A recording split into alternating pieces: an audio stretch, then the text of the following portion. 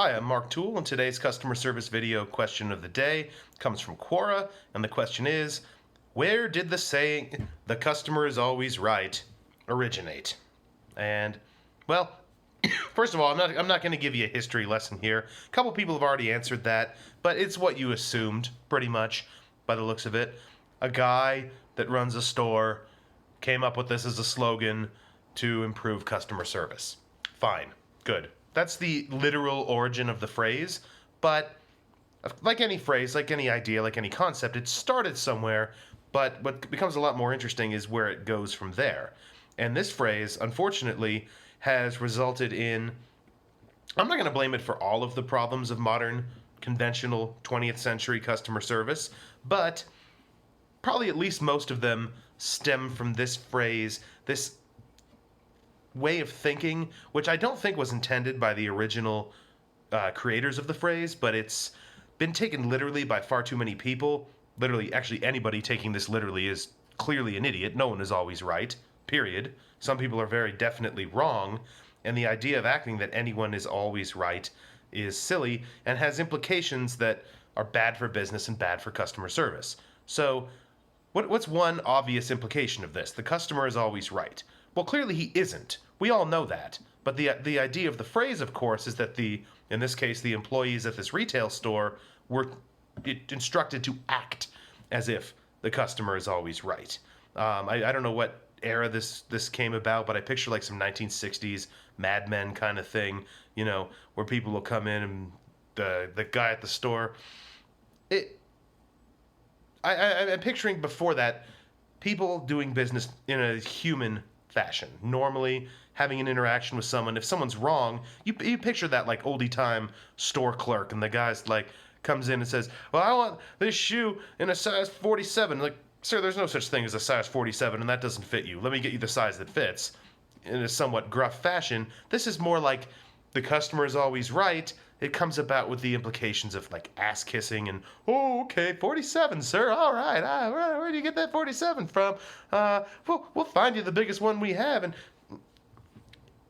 if someone says something obviously wrong, agreeing with it, pretending that they're always right, is not necessarily helpful. Now, I'm not saying to be mean, to be like, you fucking idiot. There's no such thing as a 47. But, there's still, it still implies that you should go along with these things. That's a ridiculous example. You sometimes do go along with what the customer says and correct them in a more friendly manner, but it quickly can be taken too far, as this sort of quickly thought up example kind of illustrates, to the point of ridiculous ass kissing and catering to unreasonable demands. For example, I've heard of things where customers would try to return a product years after the fact when it wears out from normal use, and some businesses will have a policy where they'll allow that, and I don't care. But pretending like that's okay and not saying, listen, this is not what we do, but I'm making an exception for you. Pretending, oh, yeah, of course, sir. It's not necessarily what you want. Maybe it is. It's a business decision. But the idea the customer is always right, kind of destructive in that sense that it leads to ass kissing. It leads to, if the customer is always right, people tend to assume that anyone who comes in and speaks to you or tries to buy from you, whether this is physical stores, online stores, anything, so anybody who comes through your door or your virtual storefront is automatically a customer and therefore always right, and therefore you have to accept everyone, cater to everyone, give in to the demands of everyone, rather than having a business that's like, this is the product that we make, it fits for these people. Anyone can, of course, buy the product, but we're not going to adapt our product to fit the demands of people who the product is not intended or suited for. This is like businesses that I work with in the online information product, financial newsletter space will often get people contacting, and these products are expensive. Obviously, some of them are hundreds of dollars a month, some of them are thousands of dollars a year.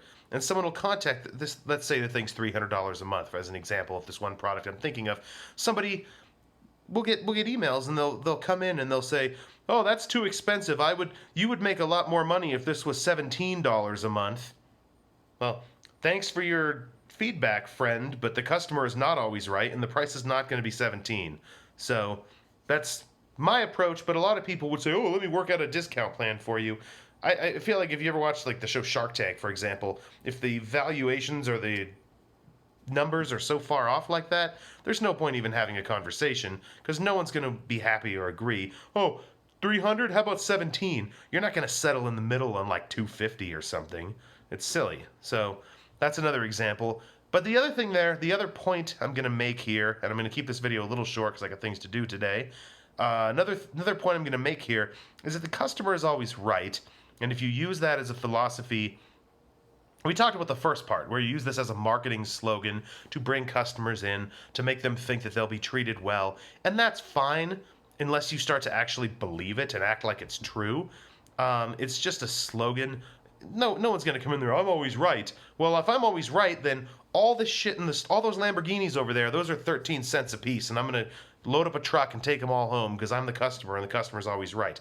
Now, that's an interesting example because I'm sure luxury brands do not adopt this philosophy. They do not act like the customer is always right. You go in there and try to buy a Lamborghini, they'll make you sign a thing and they'll make you agree to certain terms before you can even buy the car. Even if you walk in with cash, they're not just catering to anyone.